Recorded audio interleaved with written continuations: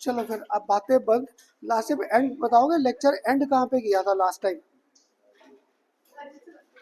Last time कहाँ पे lecture and किया था? डायपोल मूवमेंट के कंसेप्ट कर रहे थे, है ना? तो एक मुझे रिवाइज करा दो।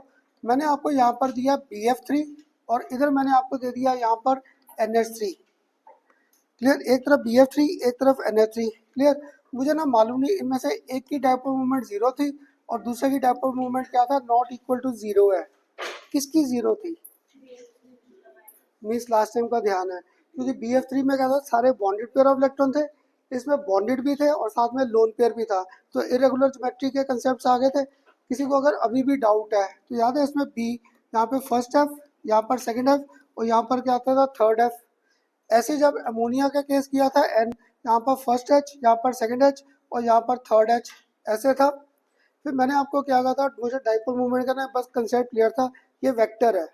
अगर ये वेक्टर है, ये वेक्टर इस डायरेक्शन में, ये वेक्टर इस डायरेक्शन में, ये वेक्टर इस डायरेक्शन में, और इसमें क्या हुआ, सारे के सारे वेक्टर हमारे पास एक ही डायरेक्शन में। अगर डायरेक्शन सारे एक में है तो CBSE में सिंपल सा वर्डिंग कर दो, since in this case all dipole are aligned in the same direction therefore magnitude is not equal to zero. और इसमें क्या हुआ, लिख दो resultant magnitude of dipole is zero. क्यों? क्योंकि तुम लोगों ने फिजिक्स में किया है, अगर ये दो वेक्टर्स है तो इनका रिजल्टेंट बीच में से निकलता है। अगर इनका रिजल्टेंट बीच में से निकलता है तो हमें इन दोनों का डाइपोल ये होगा। ये दोनों बेसिकली क्या कर रहे थे, एक दूसरे को काउंटर बैलेंस। तो दो प्रॉपर्टीज तो एप्लीकेशन क्लियर होगी डाइपोल मूवमेंट का। First, we can predict polarity of the bond, HF HCl किया था। Second, we can find out whether given molecule has got regular geometry और इरेगुलर। दो एप्लीकेशन तो आ गई इसकी। कैसे? अगर आज मैं थोड़ा कंपाइल करता यहाँ पर applications, applications of dipole movement. किसी भी पेपर में ना तुम्हारे ये नहीं आएगा question what are the applications of dipole movement. Clear? ये कभी नहीं आएगा एप्लीकेशंस क्या है, इनके रीजनिंग के क्वेश्चन आंसर है।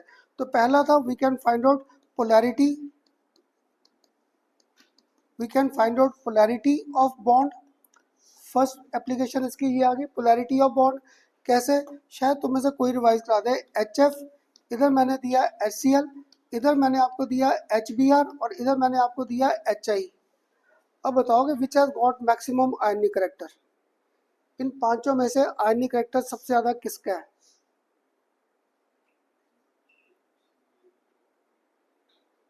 हाँ जी, किसका आयनिक करेक्टर सबसे ज्यादा होगा? चलो मैं इधर एक्सपैंड भी कर देता हूँ, आपको पहली बार ऐसा लिखा था ना, ये लो मैंने एक्सपैंड भी कर दिया। अब बताओ सबसे ज्यादा आयनिक करेक्टर किसके पास होगा, HF या HI? HI। आई का साइज बड़ा, अगर साइज बड़ा है तो मुझे फिजिक्स का रिलेशन याद था, Q1 Q2 डिवाइड बाय क्या था, R स्क्वायर। अगर इसका साइज बड़ा है तो इसके फोर्स रिएक्शन क्या हो जाएंगे, वीक।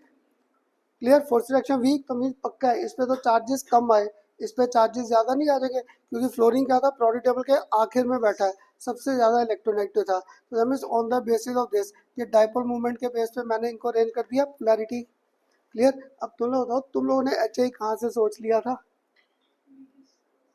और सच एक आपको जो करा रहा था ना, आपको लेक्चर कैसे मैं भी भूल गया, मैंने उनको फैक्टर्स कराए थे, बॉन्ड लेंथ, बॉन्ड ऑर्डर और बॉन्ड एनर्जी, वो रह गया, वो मैं बता दूंगा आपको। ठीक? तो अब बताओ, ये पोलैरिटी का कंसेप्ट आ गया फर्स्ट। इसके बाद सेकंड, सेकंड एप्लीकेशन भी हम लोगों ने कर लिया, to predict geometry, to predict geometry of molecules, to predict geometry of molecules, ये भी कर लिया हम लोगों ने। क्लियर? इसमें ना मैंने एक गंदा सा केस लिया प्रिडिक्ट ज्योमेट्री में। क्लियर? वो गंदा सा केस मैंने क्या लिया, आपके यहाँ एक ले लिया NH3 और एक मैंने आपके साथ ले लिया NF3। क्लियर? ये दो कैसे लिए? और मुझे ना भूल गया इनमें जो डाइपोल मूवमेंट है, एक की डाइपोल मूवमेंट सपोज मैंने लिखनी थी 2.0, एक की मैंने डाइपोल लिखनी थी सपोज 4.0 दबाई। टाइम में वो लॉजिक क्या लिखा है, दोनों में से एक की डाइपोल मूवमेंट हाई है, एक की लो है। क्लियर? तो मुझे नहीं समझ आ रहा किसकी हाई होगी किसकी लो होगी, आप लोग बताओगे दोनों में से किसकी डाइपोल हाई और किसकी डाइपोल लो? और आपको टिप क्या दिया था, कभी सीधा नहीं होगा, पहले फिगर्स ड्रॉ करो, इनके फिगर ड्रॉ करो, ड्रॉ करके देखो हो क्या रहा है। क्योंकि एक चीज तो पक्का है, दोनों में dipole moment not equal to zero, तभी पक्का है दोनों में इरेगुलर ज्योमेट्री है। एक चीज तो पक्का है। अब तुम लोग इनके ना फिगर्स ड्रॉ करके देखो, फिगर्स ड्रॉ करके देखो, तुम्हें क्या लगता है किसकी डाइपोल मोमेंट हाई होगी, NH3 या NF3? फिगर्स ड्रॉ करके देखो, ड्रॉ करके। यश,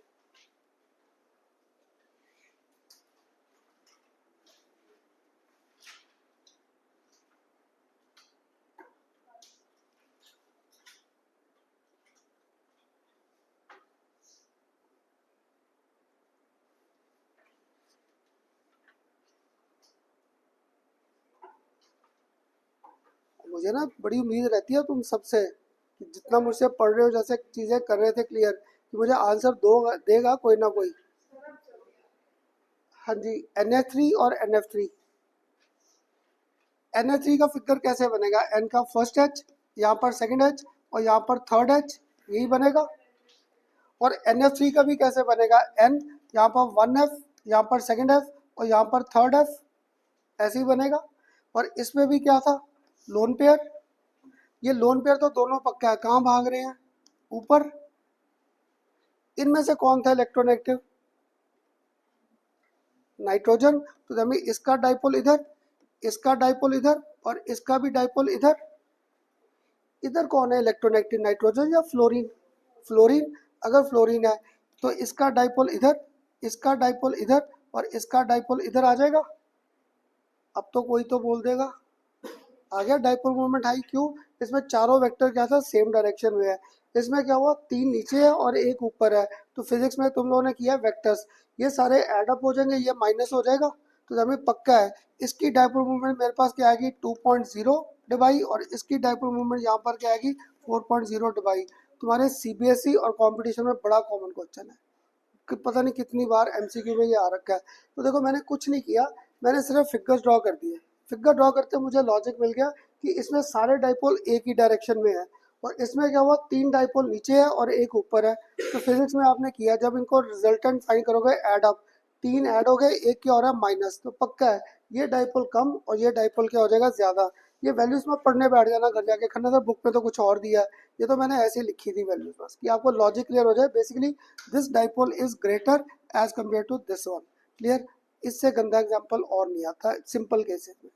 क्लियर। तो देखो मैंने आज भी कुछ नहीं किया, सिर्फ फिगर्स ड्रॉ किए, कुछ क्लियर हुआ, 2 एप्लीकेशन सब क्लियर। ये बना लो, मैं आप देख रहा था अभी ड्रॉ नहीं किया आपने, NH3 और NF3 का केस, ये ड्रॉ कर लो तभी आगे चलते हैं। हाँ, ये पहली एप्लीकेशन हमारे पास आ गया। यहाँ पर फर्स्ट एप्लीकेशन आ गया पोलैरिटी ऑफ बॉन्ड, सेकंड आ गया to predict geometry of molecule. अगर जीरो है तो डाइपोल मोमेंट जीरो, तो पक्का रेगुलर ज्योमेट्री। अगर नहीं है तो molecules have got irregular geometry.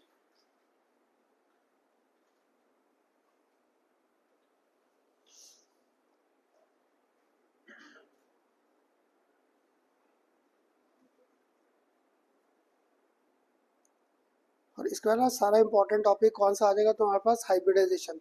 मुझे मालूम है आज का लेक्चर बाकी का और जो नेक्स्ट लेक्चर होगा वो सारा हाइब्रिडाइजेशन पे है। और जो हम लोगों ने पीछे कर रखा था, वेस्पर थ्योरी किया था, रेगुलर स्ट्रक्चर्स, आज उनको थोड़ा सा मॉडिफाई कर देंगे on the basis of hybridisation. हाँ जी, हाँ वही कार्बन वाले केसेस।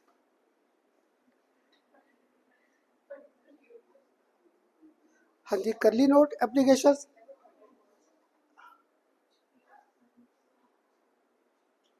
हाँ जी, फर्स्ट आ गया पोलैरिटी ऑफ बॉन्ड और सेकंड आ गया प्रिडिक्ट ज्योमेट्री।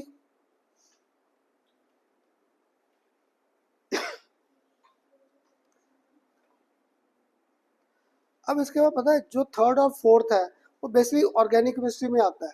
तो मैं ना कई साल पहले क्या करता था, ये इसकी सिर्फ 2 एप्लीकेशन ये क्लियर करता था, थर्ड और फोर्थ नहीं करता था। मुझे था कि अभी ऑर्गेनिक किया नहीं, पर तुम्हारे ना स्कूल के टीचर्स बड़े खराब हैं।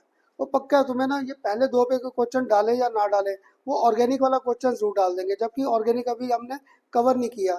तुम लोग बताओ 10th क्लास या मुझसे भी आपने एटलीस्ट आइसोमेरिज्म किया था? मुझसे तुमने आइसोमेरिज्म कब किया था, याद है? जब लॉ ऑफ डेफिनेट प्रोपोर्शन, उसके ड्रॉबैक्स किए थे। तो उसकी लिमिटेशन में एक वो आइसोटोप के लिए फेल हुआ था, दूसरा याद है वो आइसोमर्स के केस में फेल कर गया था। तो क्या थे, क्या आइसोमर, मीनिंग क्या था आइसोमर्स का, क्या था आइसोमेरिज्म या आइसोमर्स? है ना, जिनका मॉलिक्यूलर फार्मूला सेम है but structural formula were different. जैसे आपने 10th का बड़ा आसान किया था, नॉर्मल पेंटेन, आइसोपेंटेन और नियो। नॉर्मल में 5 कार्बन आ गए, आइसो में 4 और नियो में सिर्फ 3 कार्बन रहते थे इन स्ट्रेट लाइन, है ना। तो आज ना मेरा थर्ड एप्लीकेशन वही है। इसके बेस में ना एक आता है थर्ड, ये कंपटीशन में तो बड़ा कॉमन क्वेश्चन है, और जब ऑर्गेनिक कर लेंगे फिर तो इसकी इंपॉर्टेंस बढ़ती है। To predict geometric isomers, to predict geometric isomers.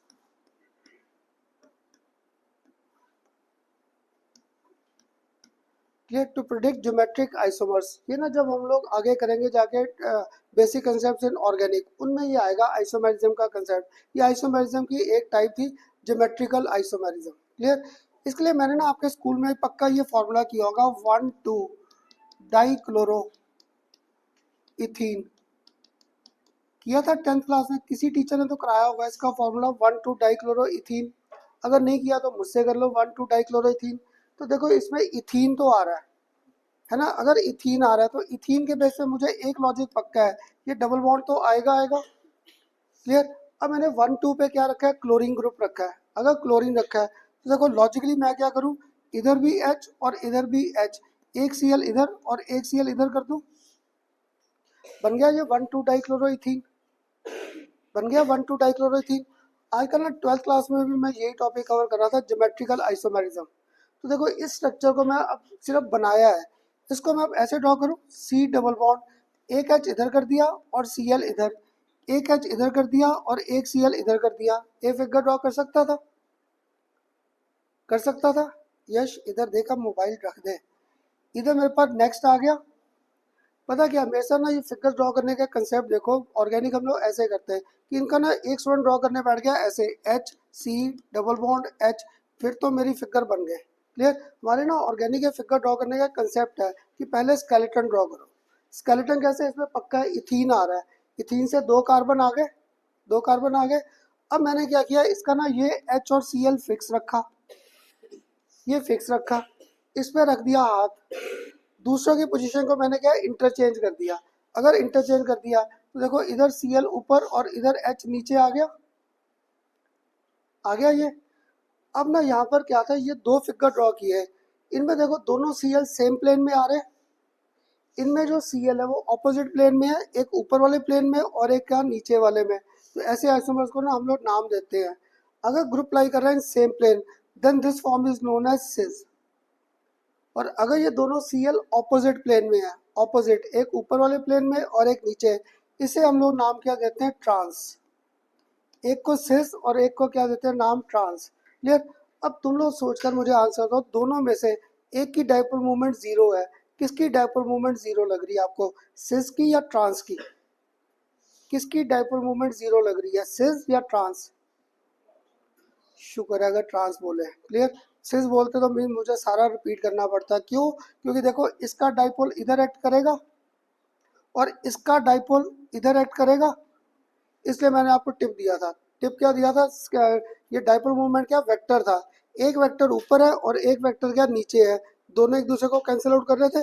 तो पक्का है in this case dipole movement is equal to 0। इसमें एक डाइपोल इधर है और एक डाइपोल इधर है, तो रिजल्टेंट बीच में से, दैट मीन पक्का है in this case dipole movement is not equal to 0। तुम्हारे ना इवन कंपटीशन में सबसे आसान क्वेश्चन आइसोमेरिज्म का ये आ रखा है, on the basis of dipole movement, कि कंपेयर करो सिस एंड ट्रांसफॉर्म। तो पता क्या, मुझे रट्टा नहीं लगता किसकी डाइपोल मूवमेंट 0 है किसकी नहीं। मैंने इसका लॉजिक बना रखा है, इनके फिगर्स ड्रॉ करो। जैसे फिगर ड्रॉ किए, इनमें दोनों Cl के आगे सेम प्लेन, अगर सेम प्लेन में है तो पक्का रिजल्टेंट डाइपोल बढ़ गया। इसमें क्या था, एक डाइपोल ऊपर है और एक डाइपोल क्या नीचे है, तो दोनों इक्वल एंड ऑपोजिट, तो ये दूसरे को कैंसिल आउट। तो पक्का है अगर डाइपोल मूवमेंट 0 है, molecule set to have trans geometry, and if not equal to 0 then this is set to have cis geometrical isomerism. तो ये आइसोमेरिज्म को प्रिडिक्ट करने के कंसेप्ट्स आ गए। क्लियर, आज मैंने ना सबसे सिंपल एग्जांपल किया है, जब आगे ऑर्गेनिक करेंगे उनमें और गंदे से एग्जांपल पकड़ेंगे। आज बस ध्यान क्या रखो, 1,2 डाइक्लोरोइथीन, और इसको ड्रॉ करने का ऑर्गेनिक में मेरे पास ऐसे लॉजिक है, पहले ये बना दिया। अब 1,2 डाइक्लोरो था तो मैंने क्या किया, एक Cl इधर एक Cl इधर, तो इधर हाइड्रोजन और इधर हाइड्रोजन आ गया। अब तुम्हें से शायद कोई बोल देगा, अगर मैं आपको यहाँ पे बोलता 1,1 डाइक्लोरोइथीन, क्लियर, तो क्या कर दूँ, दोनों तरफ Cl, इधर दोनों तरफ H आ जाएंगे, फिर 1,1 डाइक्लोरोइथीन बन गया। ऐसे फॉर्मूले बनाने के कंसेप्ट है कि हर बार पहले स्केलेटन बना लो, स्केलेटन बनाकर उस पर ग्रुप्स को घुमाना शुरू कर दो, बस, क्लियर। अब बताओ, ये एक और एप्लीकेशन क्लियर हुआ, टू प्रिडिक्ट आइसोमर्स, सिस और ट्रांस, बना लो ये, तभी आगे चलते हैं लास्ट एप्लीकेशन पे।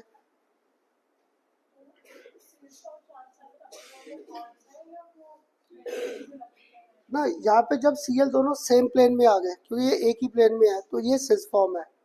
और यहाँ पे क्या, Cl दोनों ऑपोजिट प्लेन में है, एक अबव द प्लेन और एक बिलो है, तो ये ट्रांसफॉर्म है। ये एल्कीन्स में, alkenes will always show this isomerism, सिर्फ एल्कीन्स, एल्केन्स में नहीं आएगी ये, वो रीजन वहाँ पे करेंगे जब ऑर्गेनिक करनी है। हाँ जी, क्लियर हुआ सबको?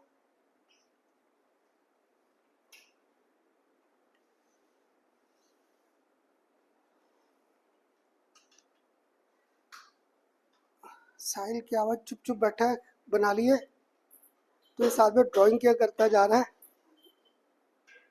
कर दो ऊपर।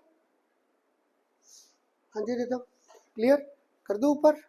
अब इसका जो लास्ट एप्लीकेशन यहाँ पे आया हमारे पास फोर्थ, ये फिर कहोगे खन्ना था, ये फिर ऑर्गेनिक के बेस पे है। ये आता है टू प्रिडिक्ट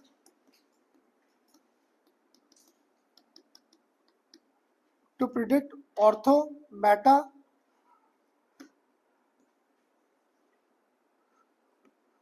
to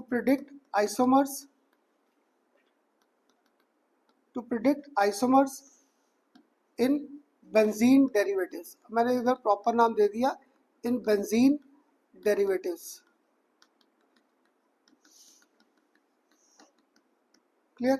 यहाँ पे मैंने प्रॉपर एक नाम दे दिया, to predict isomers in benzene derivatives, कि बेंजीन के डेरिवेटिव्स में। याद है तुम लोगों ने 10th क्लास में बेंजीन का ये फॉर्मूला तो सब कह रहे थे किया हुआ है, ये बेंजीन रिंग कर रखा था। अब यहाँ पे मैंने वर्ड क्या दिया, to predict isomers in benzene derivatives. तो देखो एक इसका क्या कर सकता था, दोनों Cl ऐसे शो कर दूं। नेक्स्ट टाइम मैं करूँ यहाँ पर मैंने इस Cl को तो यही रखा, अब दूसरा Cl यहाँ कर दूं, तो molecular formula same, structural different आ रहा है डिफरेंट। ऐसे नेक्स्ट टाइम में मैं क्या कर सकता था, यहाँ पर एक और फिगर ड्रॉ कर दिया, एक और फिगर, यहाँ पर Cl, और अब Cl मैंने कहाँ कर दिया, इधर कर दिया, क्लियर। तो चलो अगर ना आपके साथ ये लॉजिकली सारे ड्रॉ करता, तो मैंने ये पहले वाले को यहाँ से उठाया, क्योंकि देखो मुझे तो ये याद है फिगर सारा कैसे है, आपको डाउट आएगा, तो इसलिए मैंने इसको यहाँ से उठा लिया, क्लियर। यहाँ से उठाकर ना मैंने इसको यहाँ पर ड्रॉ किया, लास्ट फिगर को इधर।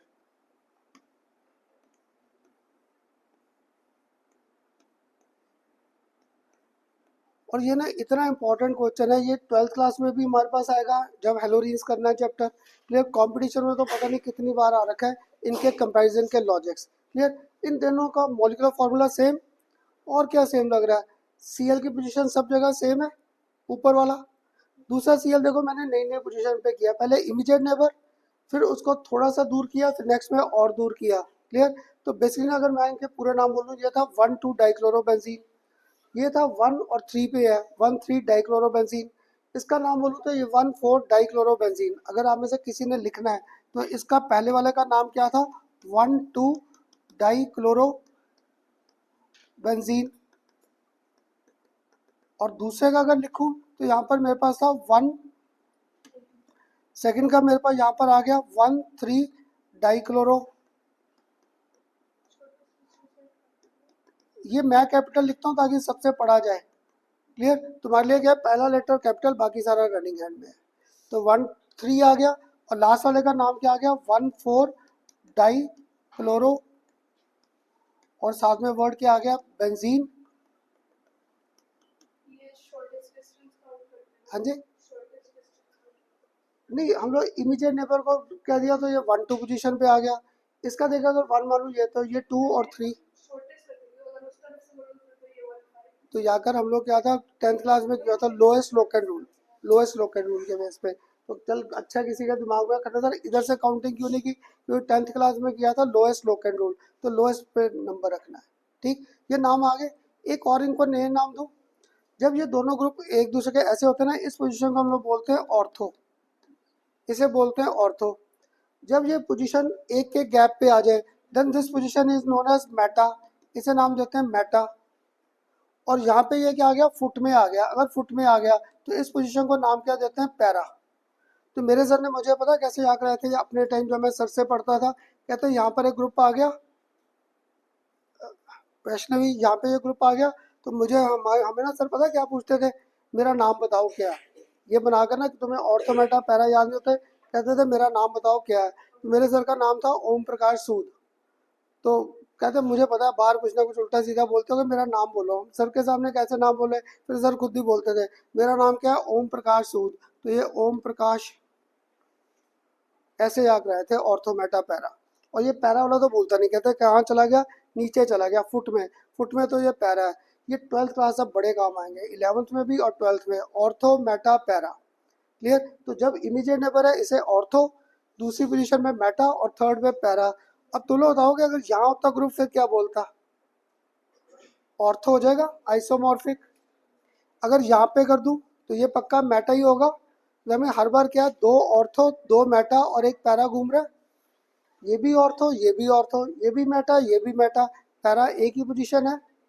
अब ये फिगर्स तो मैंने ड्रॉ कर दिए, तुम्हारे पेपर में क्या होगा, ये फिगर्स मैं दूंगा तुम्हें, तुम्हें आएगा विच हैज गॉट मैक्सिमम, इसको नंबर भी डाल दूं, इसे फर्स्ट, इसे सेकंड और इसे थर्ड। अब तुम लोग बताओ तुम्हें तीनों में देखकर किसकी डायपोल मोमेंट सबसे कम लग रही है। गुड, अगर थर्ड काम हो जाए, क्यों, इसका डायपोल कहाँ ऐड कर रहा है, इधर, और इसका डायपोल इधर, इसलिए पक्का है। गुड, थर्ड की डायपोल मोमेंट तो सबसे कम है। अब इन दोनों को कंसिडर करें तो पता है बुक में मुझे नहीं समझ आया क्या दिया, ना ही कभी वर्धन कभी रीजन पूछा है। थोड़ा ध्यान से देखो, यहाँ पर एक वेक्टर इधर एक वेक्टर इधर, इसमें एक वेक्टर इधर और एक वेक्टर इधर। फिजिक्स में तुम लोगों ने किया है, जितने ये वेक्टर पास आएंगे रिजल्टेंट बढ़ेगा। अगर रिजल्टेंट बढ़ेगा तो मीन पक्का है फर्स्ट की डायपोल मूवमेंट ज़्यादा और सेकंड की सबसे कम आ जाएगी, या इससे कम आ जाएगी। तो हमें थर्ड की सबसे कम है, इससे थोड़ी सी ज़्यादा किसकी आ गई, सेकंड, और फर्स्ट की डायपोल मूवमेंट की आ गई सबसे ज़्यादा।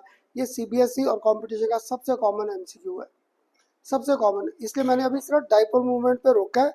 साहिल, अगर आगे कहीं सोचोगे, खन्ना सर मेरे सर ने बॉइलिंग पॉइंट कराया, मेल्टिंग पॉइंट कराया, वो सारा हम लोग ऑर्गेनिक में कंसिडर करेंगे। अभी सिर्फ डायपोल मूवमेंट का कंपैरिजन कर रहा था। गुड, तुम लोगों ने इसका रीजन सेम दे दिया कि खन्ना सर ये तो पक्का जीरो है, क्यों, ये कैंसिल आउट। अब बताओ लास्ट टाइम का मेरा 30-40 मिनट से जो लेक्चर स्टार्ट किया, मैंने कुछ भी नहीं किया। मैं सिर्फ क्या करता हूँ, वेक्टर्स ड्रॉ करता हूँ, डाइपोल मूवमेंट, और बस देखता हूँ वो एक ही डायरेक्शन है या ऑपोजिट है। सारे रीजनिंग के क्वेश्चन आंसर नहीं हो रहे। अगर बुक में से रट्टा लगाने बैठ गया ऐसे 10-12 क्वेश्चन, छुट्टी हो जाएगी याद करते करते। बस लॉजिक्स के बेस पे था। और इसमें क्या हुआ, ये मैंने ना आपको समझाने के लिए बनाया, तुम लोग पेपर में ये मत बना देना, क्लियर, नहीं तो टीचर कहेगा ये कहाँ से बना दिया कैसे। ये तो मैंने आपको वेक्टर्स का कंसेप्ट दे दिया, इनमें दोनों वेक्टर के आगे पास, अगर दोनों वेक्टर पास है तो पक्का है इसका रिजल्टेंट मैग्नीट्यूड क्या हो जाएगा, हाई। क्योंकि फिजिक्स में आपने यही किया, लॉ ऑफ पैरेलल फोर्सेस, है ना, वो किया होगा यंग्स मॉडुलस वगैरह के बेस पे, इलास्टिसिटी। नहीं, ये तो प्रैक्टिकल भी है, ये आपको प्रैक्टिकल भी कराएंगे इसका, लॉ ऑफ पैरेलल फोर्सेस का, क्लियर। तो वहाँ पे ये आ जाएगा। तो ये थे हमारे पास डायपोल मूवमेंट के कंसेप्ट। अब बताओ सारी एप्लीकेशंस क्लियर हुई, क्लियर सबको, कोई डाउट ये लास्ट वाले में।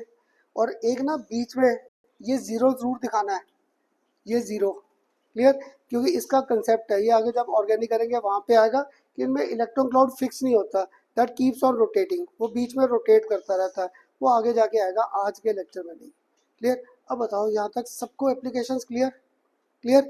इसके बाद ना एक ये जो लास्ट एप्लीकेशन था फिफ्थ, इसका हर बार पेपर में आपको न्यूमेरिकल आता है, क्लियर। सीबीएसई में मैंने कभी नहीं पढ़ा इसका न्यूमेरिकल, ऐसे आपको कहूँ, पर कंपटीशन में ये बड़ी बार आ रखा है, क्लियर। कैसे आता है, to calculate,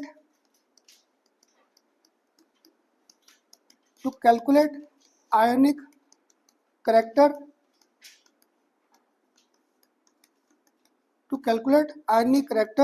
in covalent bond, to calculate ionic character in covalent bond. पता क्या, मैं ना कई साल पहले, ये शायद आपको लास्ट वाला नहीं कराता था, ये एमसीक्यू लिए छोड़ देता था। पर अब ना धीरे धीरे जैसे तुम बच्चे आने स्टार्ट हुए, इसलिए मैंने इसको यहीं पे इंक्लूड करना शुरू कर दिया कि अब बच्चे ना तुम लोग इंटरेस्ट रख रहे थे पढ़ाई में, तो नहीं तो मैं ना तुम बच्चों की वो देख लेता हूँ अभी कौन कर रहा है कि नहीं, फिर कई बार छोड़ देता था। पर मेरे ख्याल लास्ट ईयर भी मैंने कराया, शायद उससे पहले वाले में भी कराया था, क्योंकि ये आपका एमसीक्यू में सबसे कॉमन क्वेश्चन है, to calculate ionic character in our covalent bond. तो इसका न्यूमेरिकल ही आता है, करें एक न्यूमेरिकल के बेस पे to find percentage ionic character.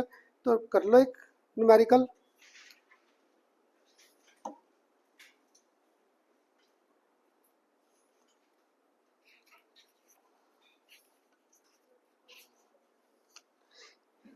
इसका लिखो HCl has bond length, HCl has bond length, इसकी हमें यहाँ पे बॉन्ड लेंथ दे रखी है 1.275 ऑंगस्ट्रॉम। HCl has bond length 1.275 ऑंगस्ट्रॉम।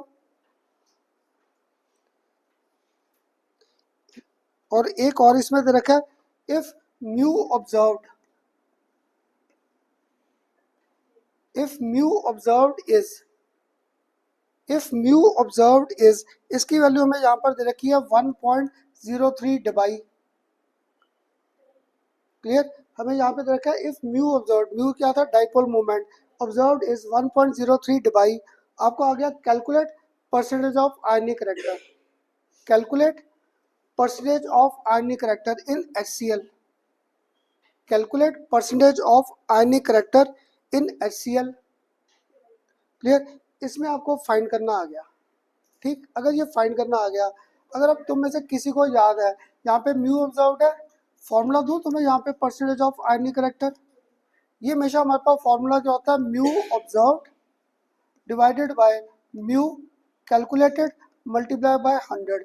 ये एक सिंपल सा फॉर्मूला था to find out percentage of ionic character. Clear, it is always given by mu observed divided by mu calculated, और मल्टीप्लाई से कैसे कर दिया, बाय 100, ये कर दिया। अब देखो तुम्हें म्यू ऑब्जर्व तो मैंने बड़ा अच्छा दे रखा है, ऑब्जर्व बड़ा अच्छा दे रखा है। कैलकुलेटेड का मैंने फॉर्मूला अगर तुम में से किसी को याद हो, ये करा रखा था Q इंटू डी, करा रखा था। अब यहाँ पे मुझे बॉन्ड लेंथ क्लियर है, मैंने बॉन्ड लेंथ आपको क्या दिया यहाँ पर 1.275 ऑंगस्ट्रॉम, ऑंगस्ट्रॉम क्या था 10⁻⁻8 सेंटीमीटर, ये दे रखा है मैंने। क्लियर, अब यहाँ पे तुम लोग बताओगे चार्ज कितना घूम रहा है, HCl पे चार्ज क्या घूम रहा है, पार्शियल नेगेटिव और पार्शियल पॉजिटिव। तो याद है तुम लोगों ने यूनिट नेगेटिव की वैल्यू क्या कर रखी, 4.8 इंटू 10⁻⁻10, इसको इलेक्ट्रोस्टैटिक यूनिट लिखते थे, लिखते थे। अगर अब तुम में से किसी को याद हो, इसे अगर मैं इकट्ठा कर दूं तो ये मेरे पास डिबाई आ जाता था, डिबाई। क्लियर, तो क्या रह गया 4.8 इंटू 1.275 रह गया, यही रह गया। अगर इनको मैं यहाँ पर मल्टीप्लाई कर दूँ तो ये आ जाता है तुम्हारे पास घुमा फिरा कर 6.12, करोगे तो ये 6.12 आ गया। अगर ये 6.12 आ गया तो यहाँ पे परसेंटेज ऑफ आयनिक करेक्टर पक्का है, मेरे पास क्या था mu observe divided by mu calculated multiply bye क्या था 100। तो मेरे पास क्या आ गया, कितनी वैल्यू दी है 1.03 डिवाइडेड बाय 6.12 और multiply by 100। Clear, multiply by 100, अगर इसे मल्टीप्लाई बाय 100 कर दिया, ये करोगे तो कितना आ गया 16 पॉइंट। क्लियर, ये ऐसे पेपर में ना आपको न्यूमेरिकल आ जाता है सिंपल सा। क्लियर, कि म्यू कैलकुलेटेड और म्यू ऑब्जर्व्ड इस फॉर्मूले के बेस पे फाइंड कर दो। तो ऑब्जर्व्ड वैल्यू मैंने आपको दे रखी है, कितनी यहाँ पर दे रखी है आपको 1.03, क्यू मैंने फाइंड कर लिया यहाँ पर, क्योंकि HCl था तो यूनिट चार्ज घूम रहा है, और वैल्यू क्या थी 4.8 इंटू 10⁻⁻10। फिजिक्स में या मैथ्स में ये 10th में किया होगा आप लोगों ने, ये किया होगा शायद कूलम्स में। ये तो आसान है, ये तो मुश्किल नहीं है कैलकुलेशन। हाँ, क्योंकि देख 10 को डिवाइड बाय 6 कर रही है, तो कोई बात नहीं, 10/6 है तो मीन्स 1 तो घूम ही रहा है इसमें। इसको भी देख आसान है, ये 10 और 8 तो बाहर हो गया, सिर्फ 4.8 और यही रह गया मल्टीप्लाई करना। ठीक,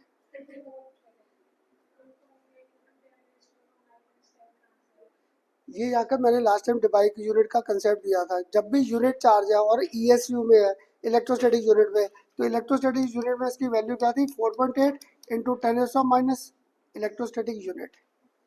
वहीं पे लिखवाई थी लास्ट टाइम, लिखवाई थी ये वैल्यू। क्लियर? हाँ जी,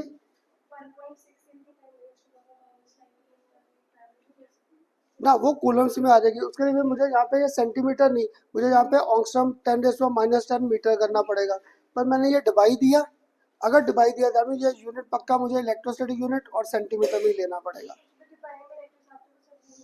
क्योंकि हमारे पास इलेक्ट्रोस्टैटिक यूनिट और सेंटीमीटर को मिलाकर डिवाइड था, और मोस्टली आते ही डिवाइड में न्यूमेरिकल, पता नहीं क्या है, ये सीजीएस में ज़्यादा आते हैं न्यूमेरिकल्स। सबको क्लियर हुआ? पक्का? तुम लोग ना कोई डाउट नहीं पूछे, मुझे टेंशन हो रहा है, समझ आया कि नहीं? विराज क्या हो गया तुझे? ठीक नहीं है? ऑफिस में जाना, बैठ जा, चाहे बंद बंद कर दो, कोई ऑफिस में बैठ जा, कोई वो नहीं, ऑफिस में चले जा, ठीक है, आराम से बैठ जाएगा, कोई वो नहीं। ये टॉपिक अपने आप मैं करा दूंगा। बड़े आज 2-3 और छुट्टी पे है, क्लियर? किसी को फीवर हो रखा है, एक को 2 को फीवर हो रखा है, आका ना गर्मी फिर दोबारा से हो रही है, कर ले, आराम से बैठ जा। ये साथ का तो तेरा भी अभी हो रहा है, मैं कहा कि मैं भी चल के बैठता हूँ। हाँ चल चल चल। तो अब देख यहाँ पे ये क्वेश्चन सबको क्लियर हुआ कैसे किया? हाँ जी, सबको? अगर सबको क्लियर हुआ, मैं ना हर साल इसे थोड़ा सा घुमाता हूँ, फिर पहले ये बताओ समझ आया यहाँ तक? अब देखो जो इसने डाउट पूछा गलत नहीं था, इसका मुझे डाउट क्या था, खन्ना सर आपने ये वैल्यू क्यों कंसिडर की है? आप ये वैल्यू भी तो ले सकते थे, 1.6 10⁻⁻19, है ना, ले सकता था, पर मैंने आपको यूनिट यहाँ पे इसका डिवाइड दे दिया। अगर डिवाइड दिया तो लास्ट टाइम क्लियर किया था, ये क्या था, 10⁻⁻18 इलेक्ट्रोस्टैटिक यूनिट और सेंटीमीटर था, तो मुझे यहाँ पे चार्ज पक्का इलेक्ट्रोस्टैटिक में ही लेना पड़ेगा, और कुछ नहीं कर सकता। क्लियर? अब तुम लोग बताओ पूरे न्यूमेरिकल में क्या चेंज करूँ? अगर मैं आपका ना यहाँ पे सिर्फ HCl चेंज कर देता, मैं HCl चेंज करके यहाँ पर ले आया कैल्शियम क्लोराइड। क्लियर? मैं यहाँ पे ना HCl को चेंज करके ले आया कैल्शियम क्लोराइड। अब तुम लोग बताओ पूरे न्यूमेरिकल में फिर आया वही परसेंटेज, आयनिक करेक्टर निकालो, वही डाइपोल, आपको बॉन्ड लेंथ भी दे रखी है कैल्शियम और Cl। मैं इस न्यूमेरिकल में कहाँ पे चेंज करूँ जिससे मेरा आंसर आ जाए? अगर कैल्शियम क्लोराइड आ जाए और सारा का सारा न्यूमेरिकल सेम है, अब तुम लोग बताओ मैं कहाँ पर चेंज करूँ जिससे मेरा आंसर आ जाए? गुड, ये 4.8 याद है, ये यूनिट नेगेटिव चार्ज या यूनिट पॉजिटिव के लिए था। अगर अब मैंने कैल्शियम क्लोराइड कर दिया, ये +2 नहीं कर दिया? अगर +2 कर दिया तभी बस तुम्हें इसे मल्टीप्लाई बाय 2 करना पड़ेगा, मल्टीप्लाई बाय 2। क्यों? क्योंकि एक यूनिट की वैल्यू क्या थी, 4.8 10⁻⁻10। अगर कैल्शियम क्लोराइड को लेकर चल रहा हूँ तो ये +2 नहीं है, और ये मेरे पास क्या, -1, तो ये भी तो -2 घूम रहा है, तभी यहाँ पे मल्टीप्लाई बाय 2 करना पड़ेगा। तुम लोग ना पेपर में ये नहीं करते, ये MCQ का बड़ा कॉमन क्वेश्चन है। ऐसे अगर यहाँ पे कर देता एल्यूमिनियम क्लोराइड, अब चार कितना घूम गया, 3। अगर 3 है तो हमें यहाँ पे फिर 2 नहीं, यहाँ पर 3 आ जाएगा। ऐसे पेपर में बहुत चेंजेस आएंगी, और कुछ नहीं आता। क्लियर? और एक मैंने तो अभी बोल दिया आपको म्यू ऑब्जर्व्ड, है ना, म्यू ऑब्जर्व्ड बोल दिया, पर देखो ये वैल्यू हमेशा कैलकुलेटेड CAL ही आएगा या Q/D करके, कि जब मैं Q और D को मल्टीप्लाई करके कर रहा हूँ, ये वैल्यू कैलकुलेट नहीं कर रहा। तुम्हें पेपर में ये होता है, खन्ना सर आपने लिखा तो था नहीं ऑब्जर्व्ड है, मैं कैसे मानूँ? तुम्हें ये म्यू तो पता है Q/D है, अगर ये Q/D है दैट मीन मैं कैलकुलेट कर रहा हूँ। अगर मैं कैलकुलेट कर रहा हूँ तो ये वैल्यू क्या आएगी, नीचे, और ऑब्जर्व वैल्यू कहाँ आएगी, हर बार ऊपर आएगी। ये था परसेंटेज आयनिक करेक्टर फाइंड करने का कंसेप्ट। क्लियर? अब क्या होगा, पेपर में ये भूलोगे कौन सी वैल्यू ऊपर। अगर देखो मैं कैलकुलेटेड ऊपर कर देता और ऑब्जर्व नीचे, आयनिक करेक्टर मोर देन 100 आ जाएगा? मोर देन 100 तो हो नहीं सकता। पेपर में यही होगा ना, जब 2 साल की पढ़ाई है, जब आप कंपटीशन का पेपर दे रहे हो, तो केमिस्ट्री का मैं सबको कहता हूँ एक्चुअली रट्टाफिकेशन मत करो, केमिस्ट्री का टाइम सेव कर लो अपना। कि पेपर में भूल गए 2 साल की पढ़ाई के बाद कि खन्ना सर कैलकुलेटेड ऊपर लिखते थे, ऑब्जर्व। अगर आप लोगों ने उल्टा कंसेप्ट लिखा तो परसेंट आयनिक करेक्टर मोर देन 100 आ जाएगा। मोर देन 100 तो हो ही नहीं सकता, होगा तो पक्का 100 से कम। इसलिए कब होगा, छोटी वैल्यू ऊपर और बड़ी वैल्यू नीचे। क्लियर? हर बार छोटी वैल्यू ऊपर, बड़ी वैल्यू नीचे। जैसे आप तुम लोग फिजिक्स में ना, तुम्हारे एक आता है कार्नट साइकिल, पता नहीं आ गया या आगे 11th या 12th में आएगा, उसमें हम लोग फाइंड करते हैं एफिशिएंसी। मैं भूलता हूँ हर बार, पता नहीं आउटपुट बाय इनपुट है या इनपुट बाय आउटपुट है, पर एफिशिएंसी 100 से ज़्यादा नहीं हो सकती। इसलिए मुझे बस ये याद है, मैं इसलिए डिवाइड ऐसे करता हूँ कि एफिशिएंसी हर बार 100 से कम आए, बस छोटी वैल्यू ऊपर और बड़ी वैल्यू क्या कर दो नीचे, आंसर अपने आप ठीक आते जाएंगे।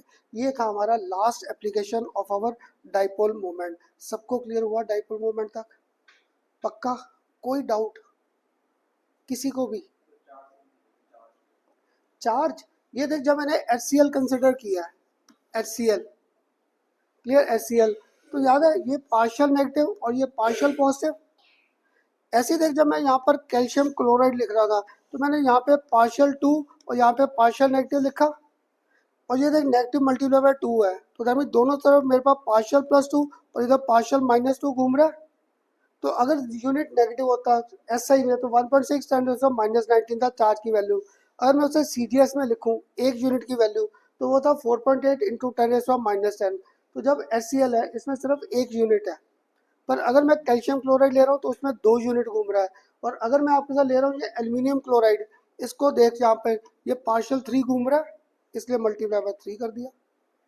क्लियर, इन चार्जेस को उसी बेस पे मल्टीप्लाई करते रहे। तो मुझे ना आदत है, HCl तुम्हारी बुक में दिया है, ये जो बाकी दो करा रहे हैं सारे MCQ में दे रखे, किसी ना किसी बुक में आपको मिल जाएंगे on the base of calcium chloride और एल्यूमिनियम। तो तुम लोग जल्दी जल्दी में ना सिर्फ ये वैल्यू लिख लेते हो, चार्ज का ध्यान नहीं रखा कि यूनिट है तो 1 +2 है तो 2 से मल्टीप्लाई कर दो, 3 है तो उसको 3 से कर दो बस। क्लियर? अब बताओ ये पूरे कंसेप्ट क्लियर सबको? ये लिख भी लिया सबने? अगर ऐसे बैठेगा ना तेरे से ज़्यादा मुझे नींद आ जाएगी साहिल। और तेरा अगर वीडियो दिखाता ना इनको, दूसरे ग्रुप में जब बैठ के पढ़ता था मुझसे, हाँ, सबसे ज़्यादा बोलता था उस ग्रुप में, सबसे ज़्यादा, कभी इसको तंग कर रहा, कभी उसको तंग कर रहा, कभी पीछे वाले को। क्लियर? पर ये डोमिनेट ना करे तुझे, बस ये है। ठीक है, अब बोला कर, पता क्या तुम सबसे कह दो, मेरे साथ जब पढ़ा रहा हूँ मेरे साथ आई कांटेक्ट तो रखो, और अगर समझ नहीं आ रहा तो ऐसे कर दो, मुझे कर दो। क्लियर? कुछ करो ताकि मुझे पता लगे समझ आ रहा है टॉपिक या नहीं। ठीक है शिवेन? क्लियर हुआ? अब नेक्स्ट टॉपिक इंटरेस्टिंग आएगा। कौन सी थ्योरी की थी पीछे, याद है? वेस्पर। अब जब तुम्हें मैंने वेस्पर थ्योरी कराया था, क्लियर, हो सकता है मैं अपनी बात कर रहा हूँ, अगर मैं तुम्हारी सेट पे बैठ के पढ़ रहा होता ना, मैं आधा को घंटा जब खन्ना सर ने ना वेस्पर थ्योरी कराई, मैं सोच रहा पता नहीं क्या बोल रहा है, क्या कराना है, कैसे करना है। पर जब तक तुम्हारे साथ याद है वेस्पर का लास्ट केस तक आया था, AB7 तक, AB7 तक आया था, तुम लोग खुद ही उसकी ज्योमेट्री और शेप्स लगे थे करने, है ना? आज ऐसी है, जो नया कंसेप्ट है ना वो बड़ा इंपॉर्टेंट है, हाइब्रिडाइजेशन। और ये इतना इंपॉर्टेंट कंसेप्ट है ना हाइब्रिडाइजेशन, अगर तुम्हें से किसी को याद हो, मैंने आपको इलेक्ट्रोनेगेटिविटी में एक फैक्टर छोड़ा था कि on the basis of hybridization, एक आपको जब डाइपोल मूवमेंट, जब मैं वो फैक्टर करा रहा था तब last time bound length, bond order और बॉन्ड एनर्जी, तो बॉन्ड लेंथ में भी मैंने टाइप ऑफ हाइब्रिडेशन का कंसेप्ट छोड़ा था। हम लोग जब 12th 11th क्लास में ना ऑर्गेनिक स्टार्ट करूंगा, 2 चैप्टर्स है ऑर्गेनिक के, एक बेसिक कंसेप्ट और एक कौन सा, हाइड्रोकार्बन। देखना बेसिक कंसेप्ट ऑर्गेनिक में पहला लेक्चर ही हमारा ये आएगा, what are the effects of hybridization. Clear? आजकल अगर तुम लोग कभी देखोगे ना, ये बोर्ड अब ये वाला है, अगर तुम लोग देखोगे 12th क्लास में, आजकल मैं हाइब्रिडाइजेशन के ही कंसेप्ट कर रहा था, 11th क्लास में था for simple molecules, 12th class में थोड़ा सा डिटेल में चला जाएगा फॉर कोऑर्डिनेट कॉम्प्लेक्सेस। कंपटीशन में क्या होता है, सिंपल और कोऑर्डिनेट की टेबल्स आ जाती हैं, तुम्हें इनके मैचिंग के क्वेश्चंस आ जाते हैं। क्लियर? तो अगर ना तुम्हें से किसी ने कहा ना सर मेरे ना फ्रेंड जॉब पढ़ते हैं, उन्होंने वेस्पर नहीं किया, हाइब्रिडेशन नहीं किया, एक फॉर्मूला किया है हाइब्रिडेशन प्रेडिक्ट करने का, वो हम लोग भी करेंगे कॉम्पिटिशन्स के लिए। क्लियर? पर CBSE में क्या होगा, मुझे रीजंस भी चाहिए, और CBSE में अगर वो फॉर्मूला यूज़ कर दिया स्कूल में पक्का 0 नंबर कर देंगे, कहाँ से किया, क्यों किया, कौन सा लॉजिक है, वो सारे कट आउट कर देंगे। तो इसलिए ना तुम लोग वो टेंशन मत लेना कि खन्ना सर ना वो हमें डिटेल कराई जा रहे हैं, मेरा फ्रेंड तो शॉर्ट करके बैठा है। हम लोग भी जाएंगे शॉर्टकट पर आराम से, अभी नहीं। आज आपके साथ डिटेल में जो नया टॉपिक स्टार्ट करना है, दैट इज आवर हाइब्रिडाइजेशन।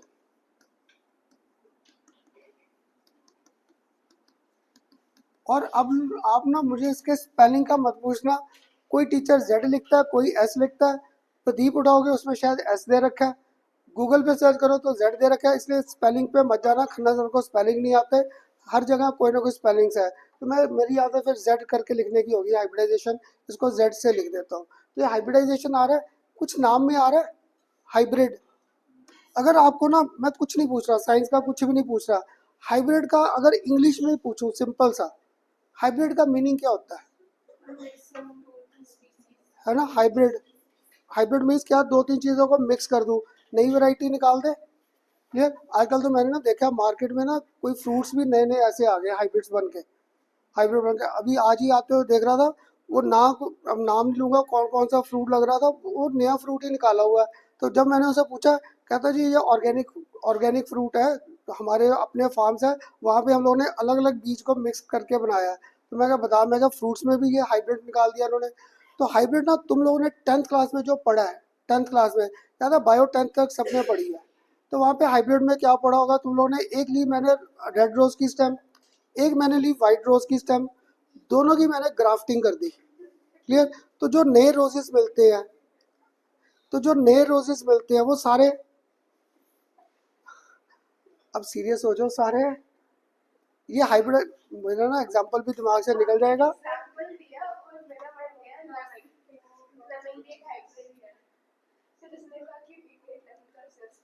ये ना लेमन को हाइब्रिड हम लोग बोल सकते हैं, क्योंकि लेमन का भी ना बड़े आगे बड़े वैरायटीज बढ़ी है, मुझे उनमें मत लेकर जाओ, उनमें मत लेकर जाओ, क्योंकि एक ना, अभी मैं, हमारी कोई कोई रिलेटिव है, उन्होंने कोई घर में ना खुद ही वो लगाए थे लेमन के पेड़ सा लगा रखा है, उनमें कोई बीज ही नहीं है।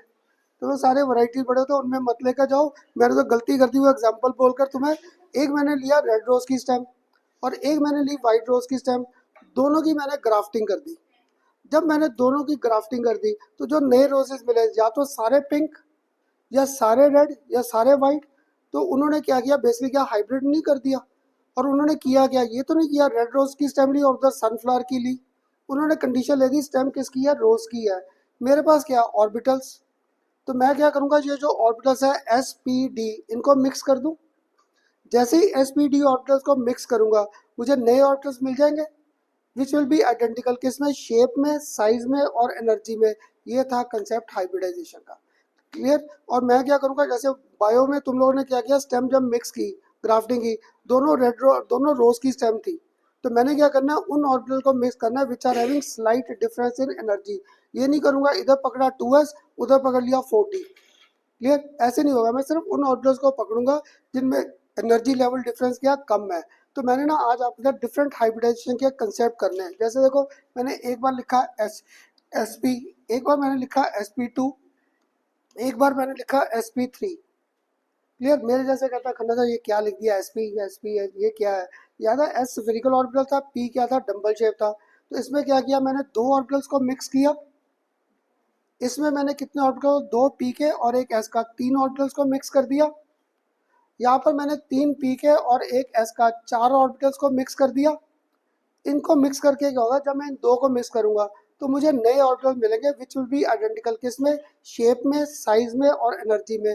ये था हाइब्रिडाइजेशन। तुम्हारे सीबीएसई में आसान सा क्वेश्चन आ सकता है, एक्सप्लेन हाइब्रिडाइजेशन। कभी ये नहीं आया डिफाइन। जैसे याद है आपको कहा था अफुबो प्रिंसिपल है, वो कभी डिफाइन करना नहीं आया, हर बार एक्सप्लेन करना था। ऐसी ना तुम्हें हाइब्रिडेशन कभी डिफाइन करना नहीं आया, हर बार क्या आएगा, explain hybridization with suitable example. SP, SP2 और SP3। एक को अभी भी था करना था, वो रेड रोज का लिया, ये लिया, या कभी आप लेमन का एग्जांपल दे रहे हो, कभी फ्रूट का। मैंने उनका क्या करना है, तो मैंने तो ऑर्बिटल्स को लेना था। इतना तो तुम सबको, जितने बैठे थे सबको ऑर्बिटल्स की शेप पर आ रखी है। और पी ऑर्बिटल क्या था, डम्बल शेप, दो ऑर्बिटल्स आ गए। इन दोनों ऑर्बिटल्स को ना मैंने मिक्स किया। तुम्हारी बुक में पता क्या, इनका जो हाइब्रिडेशन का ऑर्बिटल बनाया उन्होंने ऐसे बना दिए, ऐसे बना दिए। क्लियर। ये तो मुझे भी नहीं समझ आया, मैंने भी क्या कर दिया, इसलिए ना मैंने पहले इनको नहीं ड्रॉ किया, मैंने ये बुक वाला फिगर ड्रॉ नहीं किया। मुझे लॉजिक आता है, इन दोनों ऑर्बिटल्स को मिक्स किया, मुझे दो नए ऑर्बिटल्स मिल गए which will be identical, shape, size और एनर्जी। तो जब मैंने दोनों को मिक्स किया, तो देखो मैंने ये शेप ड्रॉ कर दी, इसका करेक्टर रिटेन रखा, और साथ में क्या था, ये स्फेरिकल था, मैंने इसको स्मॉल दिखा दिया, दोनों करेक्टर रिटेन कर लिए। दो ऑर्बिटल्स है, तो मैंने ये दो ऑर्बिटल्स ड्रॉ कर दिए, दो हाइब्रिड ऑर्बिटल्स आ गए। अब याद है मुझसे वेस्पर थ्योरी किया था, इनमें इलेक्ट्रॉन्स होंगे, इलेक्ट्रॉन्स। 360 को 2 से डिवाइड करूँ 180, 360 को डिवाइड किससे किया, 2, 180। तो मुझे पक्का है ये ऑर्बिटल्स 180 पे रखने एक दूसरे के। क्लियर। तो मुझे ना 180 पे रखने नहीं आते, इसलिए तुम्हारी बुक में सीधा फिगर ये बना था, ये एक हाइब्रिड ऑर्बिटल आ गया, इधर से ही पकड़ूँ अगर, तो ये दूसरा हाइब्रिड ऑर्बिटल आ गया। तो यहाँ पे हाइब्रिडेशन पक्का है, मेरे पास SP का केस आ रहा है, एक को अभी भी डाउट है, अखंड मुझे नहीं कुछ समझ आया क्या बोला आपने। इसका केस करें नेक्स्ट एक, ये भी सारे रिपीट करूंगा, अभी सिर्फ आपको लॉजिक्स दे रहा था, ये सारा रिपीट होगा अभी, ठीक है। इधर क्या किस किस को मिक्स कर रहा हूँ आगे, एक एस का ऑर्बिटल और पी के कितने ऑर्बिटल मिक्स कर रहा हूँ, दो, कितने ऑर्बिटल मिक्स किए, तीन। अगर तीन किए तो इनकी भी शेप ऐसे आ जाएगी, आ जाएगा एक हाइब्रिड ऑर्बिटल, ऐसे ही यहाँ पर दूसरा हाइब्रिड ऑर्बिटल, ऐसे ही यहाँ पर तीसरा हाइब्रिड ऑर्बिटल भी आ गया। तुम्हारी बुक में ना ये नहीं बना, अब मेरे पास तीन थे, अब तीन थे, तुम लोग बताओ तीन के लिए 360 को डिवाइड किया तीन से 120 घुमाते थे। तो मुझे ना, मुझे ये ऑर्बिटल ड्रॉ करने, मुझे ये ऑर्बिटल ड्रॉ करने नहीं आते। क्लियर, जब तुम्हारी से मैं बनाता था ना, पूछो मत, मेरे साथ जो 12th वाले थे ना, जिनसे मैं पढ़ा था, अच्छे सर थे, पर वो सर ना जब समझाते थे ना, ऐसी बात बोलते थे ना कि रात को खाना खाते हुए सर की बातें याद आती थी, क्या बोला सर ने, क्या डांटा है, वो ऐसे डांटते थे, डांट डांट के पढ़ाते थे। उन्हें होता था तुम्हारे दिमाग में चीज़ें बैठ जाए। तो मुझे याद है सर बड़ी डांट लगाते थे, और जब हम लोग ये ऑर्बिटल बनाते थे ना, उस दिन तो पक्का है घर जाके सोचते रहते थे अब क्या क्या सर ने सुना दी बातें हमें। क्लियर, तो मैंने ना एक लॉजिक बनाया कि मुझसे ऑर्बिटल बनते नहीं है, पर ये पक्का है 360 को 3 से किया 120, अगर 120 है तो मैं ऐसे पहले डॉट्स बना दूं, ऐसे ही घूमेंगे।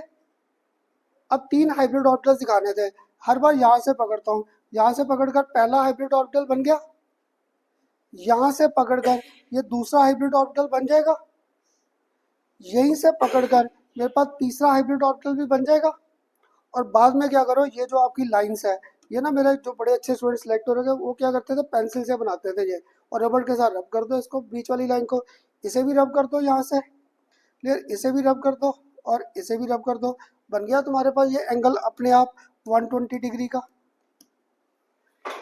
तुम्हारी बुक में ना ये फिगर नहीं बने, तुम्हारी बुक में सिर्फ ये बना है फिगर, तो मैंने आपको लॉजिक्स दिए ये कैसे थे। क्लियर, एक को अभी भी डाउट आया, दोनों केस ही नहीं समझ आए।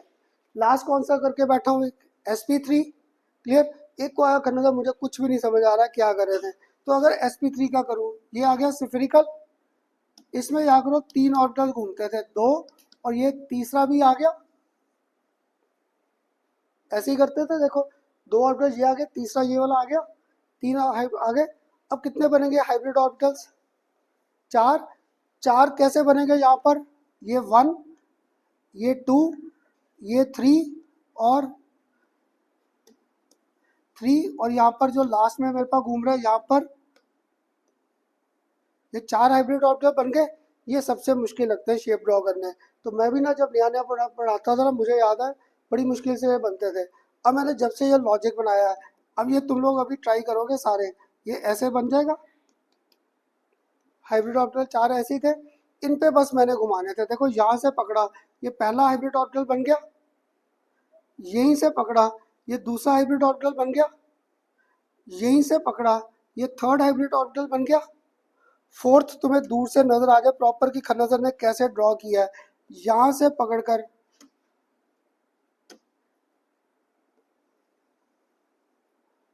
बन गए चार हाइब्रिड ऑर्बिटल्स, बन गए चार। और इन चार का अगर तुम्हें से किसी को बॉन्ड एंगल याद हो, सबके सबके कंसेप्ट दिए थे, कहता था बस एक इसका कंसेप्ट नहीं था, ये हाइब्रिडाइजेशन के कंसेप्ट थे। क्लियर,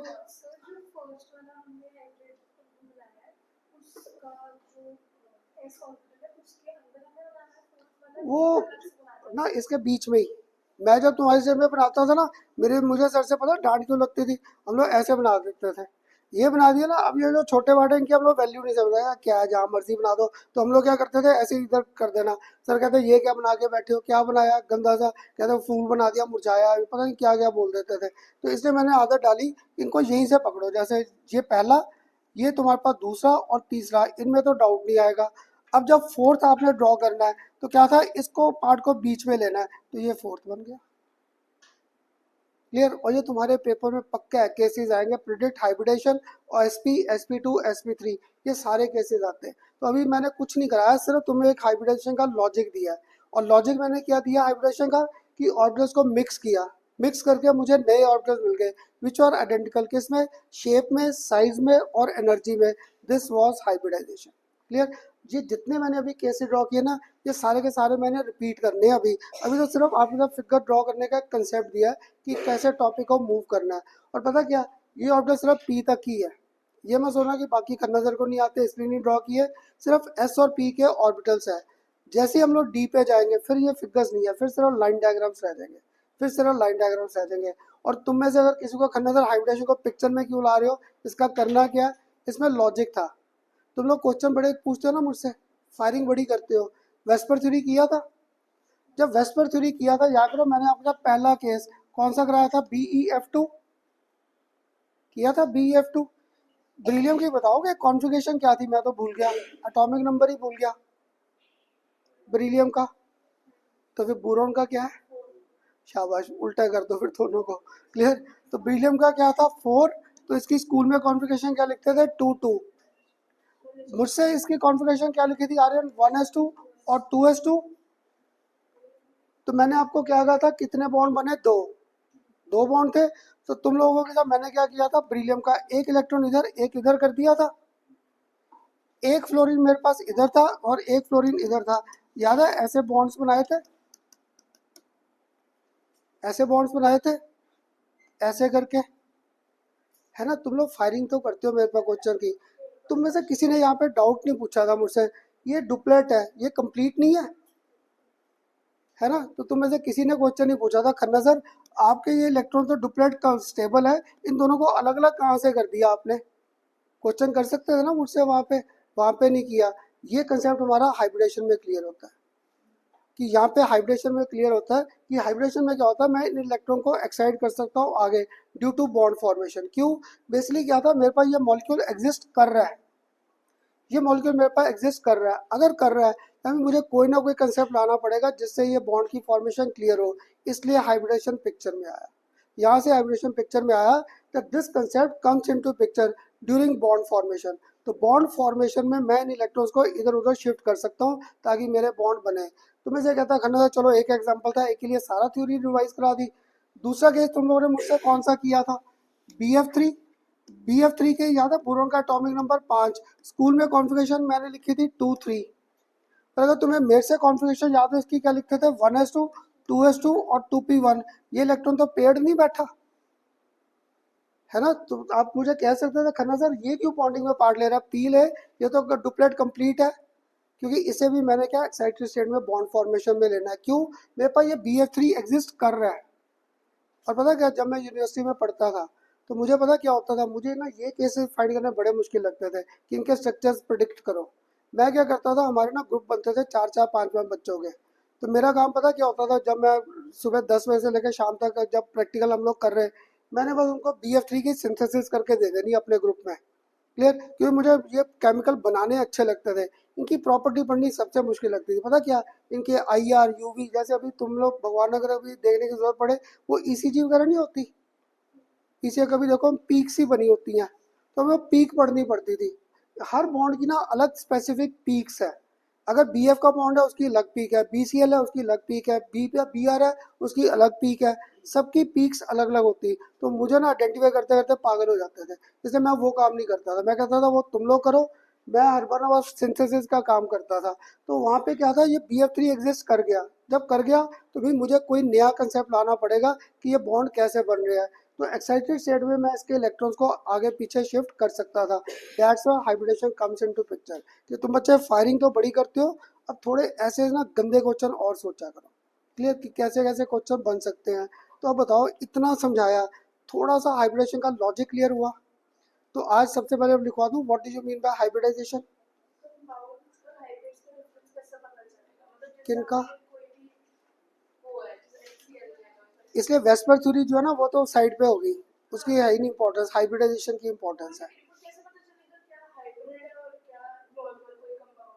क्योंकि देख, जब आपने ये नॉर्मल लिखोगे 1s2 2s2 2p1, आप लॉजिक लगाओगे ये तो एक बॉन्ड बन रहा है, तो ये तीनों बॉन्ड में पार्ट ले रहे थे, अभी वेस्पर थ्योरी तो फेल होगी। तो मीन्स कौन सा कंसेप्ट बचा, हाइब्रिडाइजेशन।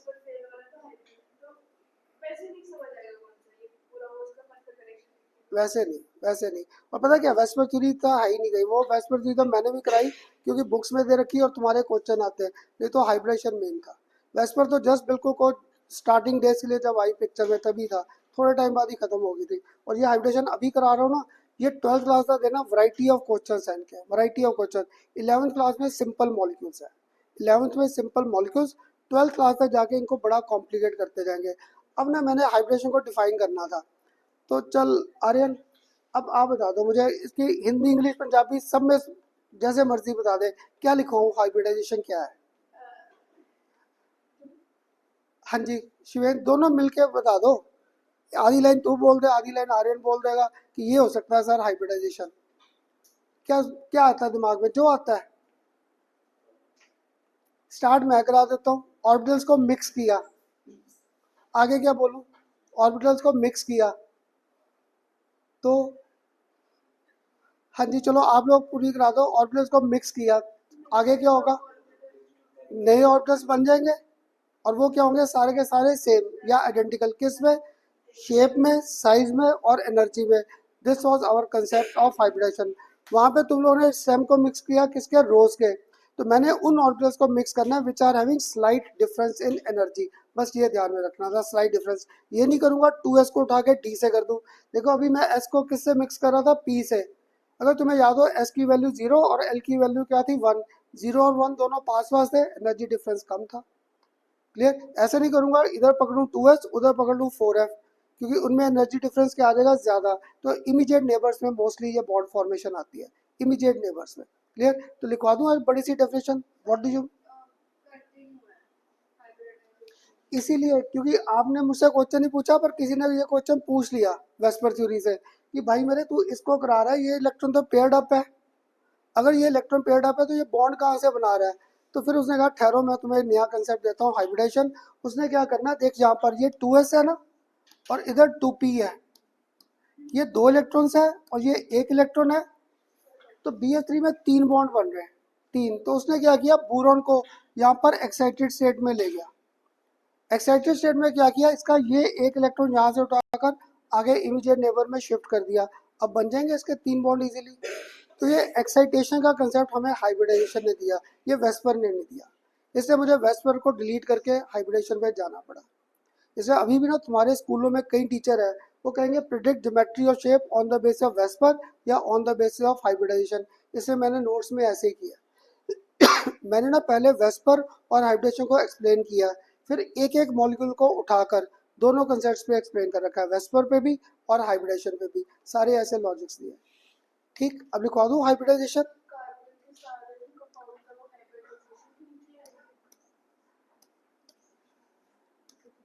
इसमें 1 2, इसमें 2 इलेक्ट्रॉन्स आ गए। CH4 में कितने बॉन्ड बन रहे हैं, 4। अब मुझे रोक सकता है खन्ना साहब, ये तो सिर्फ 2 बॉन्ड बना सकता है, तो क्या होगा, फिर कार्बन को भी एक्साइटेड स्टेट ले जाऊँ, इसका 1 इलेक्ट्रॉन आगे भगा दे, बन जाएंगे 4 बॉन्ड। और ये कंसेप्ट वेस्पर में नहीं था, वेस्पर में इसलिए मैं बड़ा गंदा था, मैंने डाल दिया यश वगैरह पे, ये नए नए स्टूडेंट है इसलिए मैं 2 4 लिखता था, याद है 2 4 बार वाले शल में 4 इलेक्ट्रॉन बोल के करा दिया, कि मुझे था कि पहले वेस्पर थ्योरी तो क्लियर हो। अब वहाँ पे अब मैं 4 इलेक्ट्रॉन नहीं बोल सकता, क्योंकि 2s2 और 2p2 था, और ये डुप्लेट कंप्लीट है, तो मीन बॉन्ड तो बन रहा था, मीथेन तो एग्जिस्ट कर रहा है, हमने इसलिए कार्बन को कहाँ ले गए, एक्साइटेड स्टेट में, और उसके इलेक्ट्रॉन का अभी करेंगे, सारे केसेस आ जाएंगे। ठीक है, अब करें हाइब्रिडाइजेशन डिफाइन, लिख लो what do you mean by hybridisation.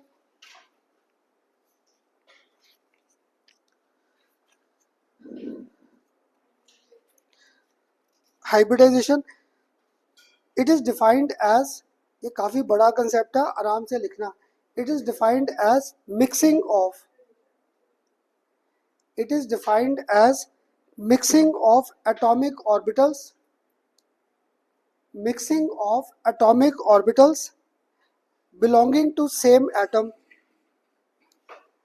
belonging to same atom but having slight difference in energies, but belonging to same atom but having slight difference in energies, but having slight difference in energies, so that redistribution of energy, so that redistribution of energy takes place, so that redistribution of energy takes place between them, और इससे होगा क्या, जब redistribute करेंगे मुझे नए orbitals मिल जाएंगे which will be identical, किसमें, शेप में, साइज में और एनर्जी में। इसकी वर्डिंग लिख लो आगे, resulting in the formation of resulting in the formation of new orbitals, resulting in the formation of new orbitals which are identical in shape,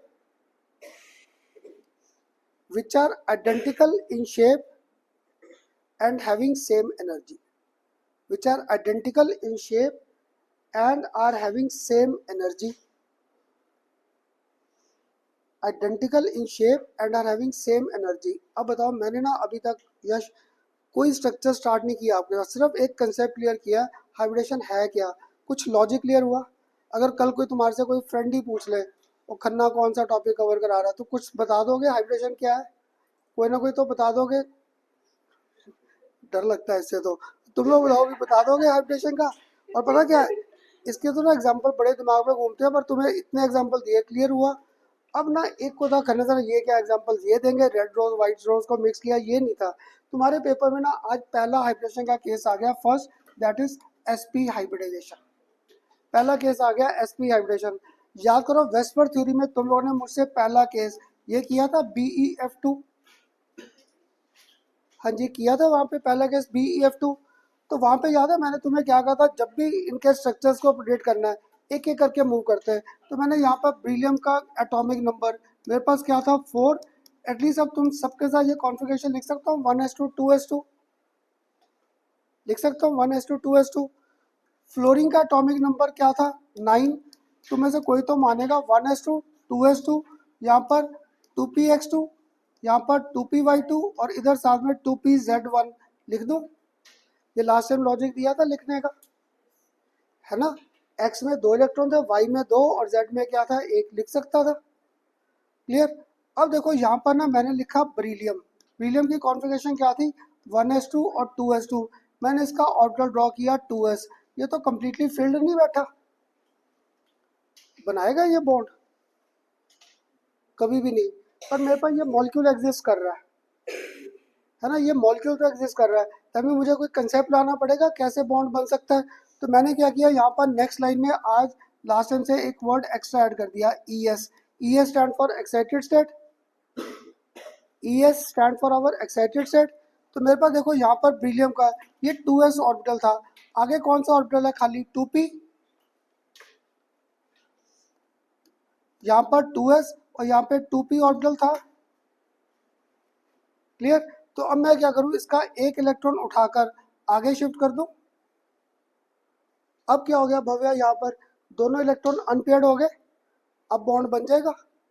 VSEPR theory ने ना ये नहीं कंसिडर किया, उन्होंने तुम्हारे 10th के बेस पे कॉन्फ़िगरेशन लिखी और स्ट्रक्चर बना के छोड़ दिया। क्लियर। बेसिकली लॉजिक क्या था, मुझे वहाँ पे ड्रॉबैक ये था इलेक्ट्रॉन को सेपरेट आउट कैसे करें, तो ये कंसेप्ट आया हाइब्रिडेशन में। This concept always comes into picture during bond formation. अब तुम लोग बताओ s ऑर्बिटल की शेप क्या है सिफेरिकल, और p ऑर्बिटल की शेप क्या है मेरे पास डम्बल शेप। g ऑर्बिटल कौन सा था 2s, याद है इसको अगर मैं पहले कोई नाम दे दूं 2px लिख दूं 2px। क्लियर। अगर ये किया मैंने, अब क्या था दोनों ऑर्बिटल्स को मिक्स किया। अब तुम लोग बताओ मैं एक ही फिगर पे बना दूं, ये एक हाइब्रिड ऑर्बिटल और ये दूसरा हाइब्रिड ऑर्बिटल आ जाएगा वर्धन, आ जाएंगे 2 हाइब्रिड ऑर्बिटल। अब याद करो एक इलेक्ट्रॉन इसमें बैठा है और एक इलेक्ट्रॉन इसमें बैठा है, बैठे यहाँ पर। अब फ्लोरीन की कॉन्फ़िगरेशन क्या लिखी है 2px2 2py2 2pz1। तुम लोग बताओ कि p का कौन सा ऑर्बिटल बॉन्डिंग में पार्ट लेगा फ्लोरीन का, x2 y2 या z, z लेगा क्योंकि x और y तो कम्प्लीटली फिल्ड है। तो मैं क्या करूँ यहाँ पर आपको समझाने के लिए एक z का ऑर्बिटल यहाँ पे ले आऊँ फ्लोरीन का, ऐसे ही एक फ्लोरीन का इधर भी आ जाएगा, और दोनों में क्या बैठा है एक एक इलेक्ट्रॉन बैठा है। ठीक, एक स्टूडेंट नहीं साहब बुक में तो फिगर और भी दिया है, ये भी pz ड्रॉ किया है। ये मैंने किसका कंसेप्ट ड्रॉ किया ब्रिलियम, और ये मेरे पास क्या था फ्लोरीन।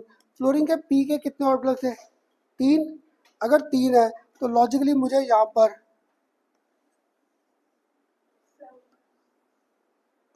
ये भी ड्रॉ करने पड़ेंगे, और इनमें याद करो कितने कितने इलेक्ट्रॉन है, 1 2 1 2 1 2 1 2, ये सारे आ गए। क्लियर? तो ये आ गया तुम्हारा पूरा का पूरा ऑर्बिटल डायग्राम। सिंपल लॉजिक्स पे था, मुश्किल लगा, मैं बड़े केस कराऊंगा अभी, अभी तो आज पहला केस लिखा है। तो इसमें अगर लाइन डायग्राम में कन्वर्ट कर दूँ, इधर ब्रिलियम, इधर एक एफ, और इधर मेरे पास सेकंड एफ, और बॉन्ड एंगल क्या घूम गया 180 डिग्री। तो आर से मैं लिख सकता था ये जो BeF2 है, this is set to have hybridization SP। तुम्हारे कंपटीशन और CBSE का ये सबसे कॉमन क्वेश्चन आएगा, मॉलिक्यूल्स और इनकी हाइब्रिडेशन की मैचिंग करो। तो मुझे ना कोई केस याद नहीं होता, मैं हर बार ऐसे ही करता हूँ पेपर्स में, जब भी तुम्हारे पेपर में आए। क्लियर? मेरे साथ ये लॉजिक याद रखो, हर बार मैंने पहले क्या लिखा है, जनरल कॉन्फ़िगरेशन। ये देखो, मैंने सबसे पहले लिखा है जनरल कॉन्फ़िगरेशन 1s2 2s2। उसके बाद फिर मैंने फ्लोरीन का लिखा है, मैंने देखा कितने बॉन्ड बन रहे हैं, 2। क्लियर? पर यहाँ पे इलेक्ट्रॉन क्या होते हैं, पेयर्ड अप है। तो पक्का है भव्या, मुझे यहाँ पे ब्रिलियम को क्या लेना पड़ेगा, एक्साइटेड स्टेट। मैंने उसका एक इलेक्ट्रॉन आगे भगा दिया। जैसे ही आगे भगाया तो S और P ऑर्बिटल का हाइब्रिडेशन का कंसेप्ट आ गया, तो ये 2s और 2p का हाइब्रिडाइज्ड ऑर्बिटल बना दिया। क्लियर करके फिर एक फ्लोरीन इधर आ गया और एक फ्लोरीन इधर आ गया, पूरा का पूरा एक फिगर बन गया ऑफ sp हाइब्रिडाइजेशन। सबको क्लियर हुआ? सबको? अब ना तुम्हारी बुक में जो सेकंड एग्जांपल दिया वो दिया BF3। अगर मैं BF3 ड्रॉ करने बैठ जाता ना, मैं भी पागल हो जाऊंगा। इसलिए ना मैंने सेकंड एग्जांपल थोड़ा सा अलग किया बुक से, ताकि मुझे बस हाइब्रिडाइजेशन समझाना आसान हो जाए, सिर्फ हाइब्रिडेशन समझाना आसान हो जाए, फिगर में ना हम लोग कहीं फंस जाए। क्योंकि तुम बच्चे तो अभी बोल नहीं रहे, कईयों को ये फिगर ड्रॉ करने मुश्किल लगते हैं। और देखो मैंने इसका कोई वो मुश्किल नहीं था, क्या था, मैंने फिर ड्रॉ करता हूँ, यहाँ पर एक हाइब्रिड ऑर्बिटल, यहाँ पर सेकंड हाइब्रिड ऑर्बिटल आ गया। इधर अब मैंने फ्लोरीन दिखाना था, ये फ्लोरीन का एक ऑर्बिटल, ये दूसरा और ये तीसरा। ऐसे ही यहाँ पर भी ड्रॉ करना था, ऐसे ही 3 ऑर्बिटल इसके भी आ जाएंगे, कुछ भी नहीं था। ये बना लो पहले फिगर, तभी आगे एक केस और करते हैं बस। हम उधर मत दे, उधर मत दे, लेक्चर भी लेट शुरू होता है।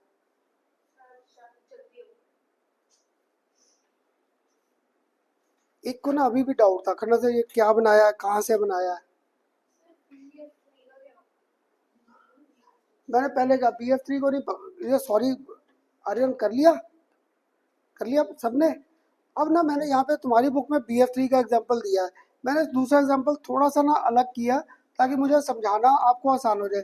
मैंने सेकंड केस कौन सा लिया, BH3। क्लियर? इसको ना अभी ज़्यादा डिटेल में मत सोचना, खन्ना था बुक में ऐसे दे रखा था, वैसे दे रखा था। मैंने सिर्फ हाइब्रिडेशन का लॉजिक क्लियर करना था आपको। तो बोरॉन का बोलोगे, एटॉमिक नंबर 5 है, क्या लिखूँ कॉन्फ़िगरेशन, 1s2 2s2 और 2p1। अब हाइड्रोजन की कॉन्फ़िगरेशन मुझे आसान थी, क्या थी हाइड्रोजन की कॉन्फ़िगरेशन, 1s1। क्लियर? इसको ना कहीं मुझे आगे ये मत करना खन्ना साहब ने गलत पढ़ा दिया, ये कर दिया। मैं सिर्फ हाइब्रिडेशन का कंसेप्ट क्लियर कर रहा था। एक्चुअली ये जो BH3 है ये स्टेबल नहीं होता। क्लियर? ये जब हम लोग 12th क्लास में कंपटीशन के लिए क्लासेस में करेंगे तब करेंगे। इसमें एक नया बॉन्ड फॉर्मेशन आता है, तुम लोग हंसते हो, उसको बोलते हैं बनाना बॉन्ड। क्लियर? इसलिए मैं अभी उसमें नहीं गया, आज सिर्फ तुम्हें हाइब्रिडेशन समझ आ रहे, इसलिए मैंने ये उठाया, ये फिगर आसान था। तो यहाँ पे हाइड्रोजन का 1s1 आ गई, कौन हाइड्रोजन की 1s1 आ गई कॉन्फ़िगरेशन। क्लियर? अब देखो मुझे इससे तो कुछ नहीं समझ आया। मैंने बोरॉन का ना ये क्या था, 1s2, इधर क्या था 2s2 और इधर क्या था 2p1, इसे ड्रॉ किया। तो यहाँ पर एक दो, यहाँ पर एक, ये 2s और ये कौन सा था 2p। तो शिवेन अगर मैं बोरॉन को ऐसे लिखता, कितने बॉन्ड बना सकता था बोरॉन, एक। पर मुझे कितने बॉन्ड चाहिए बोरॉन के, 3। तो अभी पक्का है, I will have to consider boron in excited state. इसे एक्साइटेड स्टेट लेना पड़ेगा। अगर इसे एक्साइटेड स्टेट लेना पड़ेगा तो वर्धन क्या करूं, इधर 2s है और इधर मेरे पास क्या 2p है। तो क्या करूं, एक इलेक्ट्रॉन को आगे भगा दे। तो यहाँ पर 2s और यहाँ पर क्या था 2p, तो एक इलेक्ट्रॉन को मैंने आगे भगा दिया। अब कितने बॉन्ड बन सकते हैं, 3। 3 बॉन्ड की फॉर्मेशन आ गई। क्लियर? अब तुम लोग बताओ, जब मैंने ये किया, कौन कौन से ऑर्बिटल हाइब्रिडेशन में पार्ट ले रहे हैं, एक s ऑर्बिटल और 2 किसके ले रहे हैं, p ऑर्बिटल के। तो ये p ऑर्बिटल 2 आ गए। तीन ऑर्बिटल मिक्स हो गए। अब अगर तीन मिक्स हो गए तो 360 को डिवाइड किससे किया, 3 से, 120। तो अब तो सीधे हाइब्रिड ऑर्बिटल ड्रॉ कर दूं या फिर लॉजिक दूं पहले, ये एक हाइब्रिड ऑर्बिटल, ये दूसरा हाइब्रिड ऑर्बिटल, और ये मेरे पास तीसरा हाइब्रिड ऑर्बिटल, बन गए तीन, बन गए तीन हाइब्रिड ऑर्बिटल्स। अब क्या था, मुझे ना ये ड्रॉ करने नहीं आते, तो मैंने आपके साथ क्या किया, पहले ये बना दूं स्केलेटन सा, स्केलेटन बना दिया। किसी को समझ आ रहा है, ये बैठे गालियां ही दे रहे हो मन में, की बोली जा रहा है, की करा रहे हैं, ऐसा तो नहीं किसी को आ रहा। तो अब क्या करूं भव्या, यहीं से पकड़ूं, यहाँ से पकड़कर ये पहला हाइब्रिड ऑर्बिटल, शिवेन दूसरा यहाँ से पकड़कर ये दूसरा हाइब्रिड ऑर्बिटल, यहीं से पकड़कर ये तीसरा हाइब्रिड ऑर्बिटल भी आ गया, बन गए तीन हाइब्रिड ऑर्बिटल। इन तीन हाइब्रिड ऑर्बिटल्स के मैंने अब क्या किया, यहाँ सर बीच में से इस लाइन को यहाँ से रब कर दिया,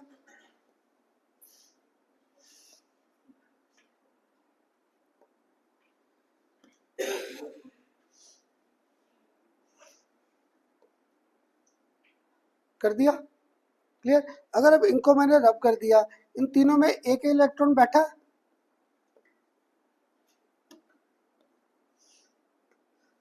बैठा तीनों में एक एक इलेक्ट्रॉन। हाइड्रोजन की कॉन्फ़िगरेशन क्या थी, 1s1। तो क्या होगा, एक हाइड्रोजन यहाँ पर आ जाएगा, एक हाइड्रोजन यहाँ पर आ जाएगा स्फेरिकल शेप, एक हाइड्रोजन इधर आ जाएगा, और हाइड्रोजन में भी क्या था, एक एक इलेक्ट्रॉन, बन गया बॉन्ड का फॉर्मेशन।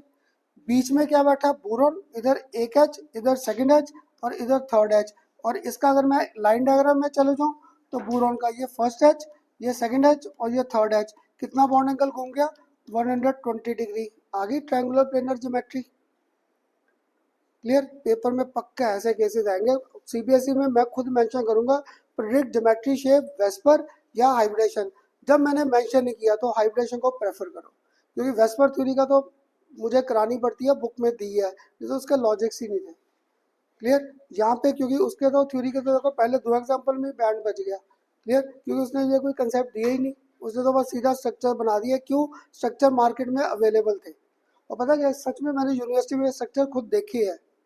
हम लोग इनके ना यूनिवर्सिटी में, मुझे याद है हमारा जो केमिस्ट्री डिपार्टमेंट है पंजाब यूनिवर्सिटी, मैं बात करूँ आपसे 90s की, जब मैंने पास आउट किया है, मेरे ख्याल 87 88 में मैं फाइनल में था ऑनर स्कूल में, बाद में एमफिल की थी। तो मुझे याद है वहाँ पे ना हम स्टूडेंट बड़े प्राउड फील करते थे। क्यों, ये जो पंजाबी यूनिवर्सिटी है, गुरु नानक देव यूनिवर्सिटी है, इनके स्टूडेंट हमारे केमिस्ट्री डिपार्टमेंट में आते थे ये फिगर्स लेने के लिए। क्यों, क्योंकि इलेक्ट्रॉन वोल्ट माइक्रोस्कोप और कहीं था ही नहीं, एक्सरे स्ट्रक्चर कहीं पे और मशीन लगी नहीं थी, सिर्फ हमारे केमिस्ट्री डिपार्टमेंट में थी। तो हम लोग अपने आप को राजा समझते थे। वो बेचारे आते थे, लाइन में लगे होते थे, और हम लोग सीधा टेक्नीशियन के पास चले जाते थे, ये पकड़ इसका सैंपल निकाल के दे। बाकियों को टाइम दे रहा है 4-4 महीने, हमें कहता था बेटा कल आके ले जाना, और उनको 4-4 महीने का टाइम। हम लोग बड़े खुश होते थे, हमारी वैल्यू बढ़ी है। पर वो बाद में देखा वैल्यू सबकी बराबर ही रहती है, और उस टाइम लगती है हमें कि बड़ी हमारी इंपॉर्टेंस है, तो तब ये सारी जगह थे नहीं।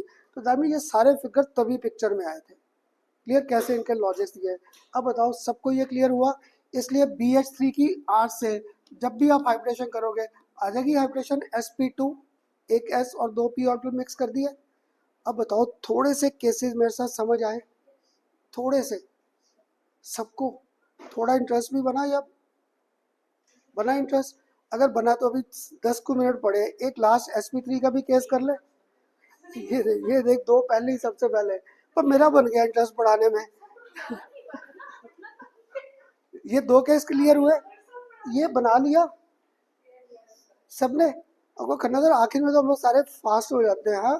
पर ये लास्ट केस, ताकि तुम में से किसी के मन में अगर जाके डाउट घूमेगा तो थर्ड केस कौन सा आ जाएगा मेरे पास अब, sp3। इसका बुक में सबसे आसान एग्जांपल क्या रखा है, CH4। अब ना नव्या, मुझे ये करना नहीं आ रहा, आप करा दोगे मुझे CH4 की हाइब्रिडेशन प्रिडिक्ट करनी नहीं आ रही।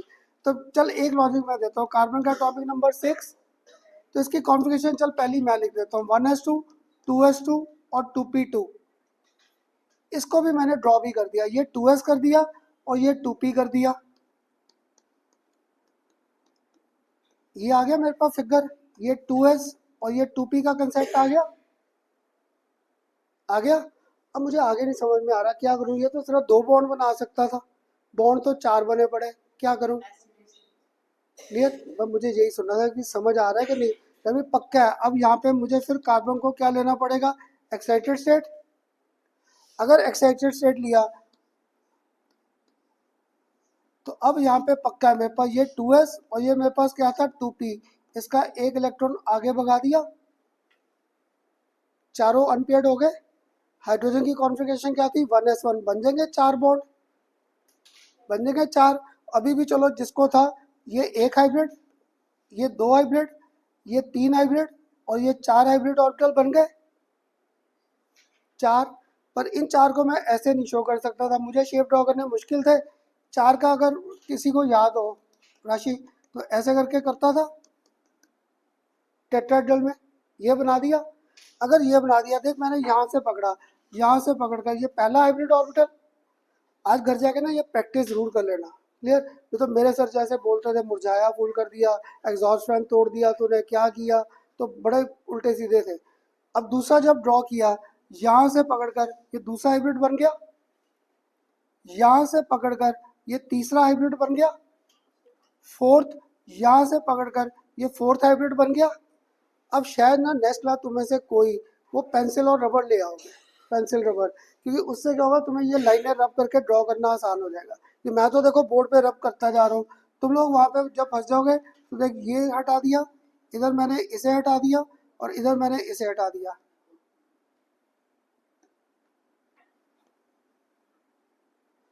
ये हटा दिया अब यहाँ पे। क्लियर?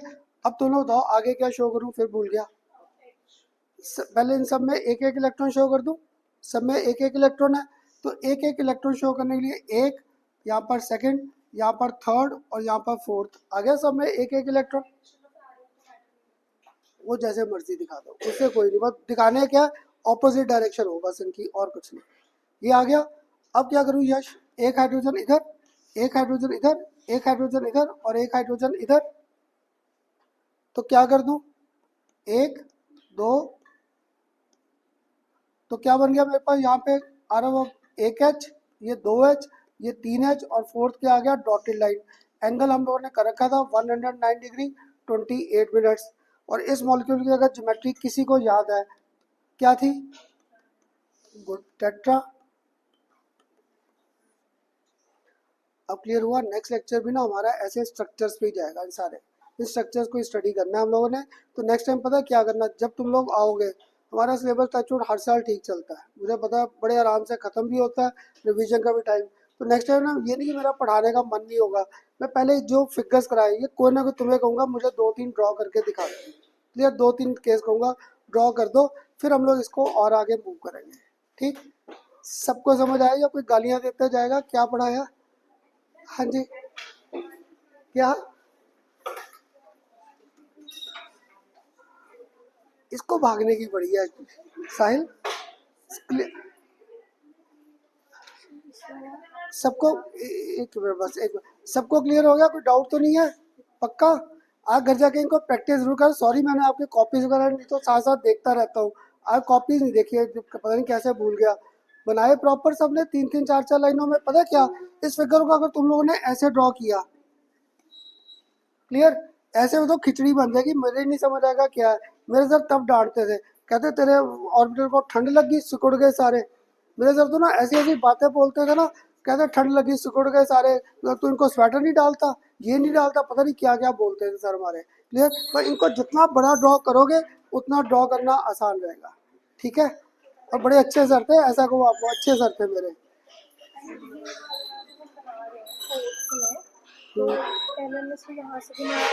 हाँ गुड, तेरा तो बड़ा कंट्रोल है हाथ पे। बस अब फोर्थ में मेरा डाउट ये है कि हम जो फोर्थ बना रहे हैं तो हम इसको बीच में, हाँ तो इसको लेके हाँ हाँ ले ले, तेरा तो हाथ पे कंट्रोल ही बड़ा है, मैं तो देख के हैरान हूँ। बन गए। और ये देख, ये जो मेरी स्टूडेंट है, जो उसके पापा उसके यहाँ स्पेशल गए सामान लेने दिल्ली, दिल्ली से लेके आए, कहते खन्ना सर मुझे शौक था तो पापा कहते चल। और तेरा भी हाथ पे कंट्रोल अच्छा है, कर सकती है ड्राइंग व्राइंग साथ। ये तो इतना मेरा नहीं है, मेरा हाथ तो तुम्हारी एज में भी ऐसे ऐसे होता था। वर्धन क्लियर हुआ कि नहीं टॉपिक? वो तेरा साथी भाग गया। बढ़िया। कॉमर्स ले ली। और मैं सोचूं पता नहीं, मैं क्या इतना गंदा तो नहीं पढ़ाया था जो भाग गया। वो कोर्स लेके बैठ गया। चल ठीक है। चल, फिर मुझे तसल्ली है। मुझे लगा नहीं तो इतनी क्लासेस लगा गया, फीस भी गई और खुद भी कहीं और भाग गया। मेरे दिमाग में ये था।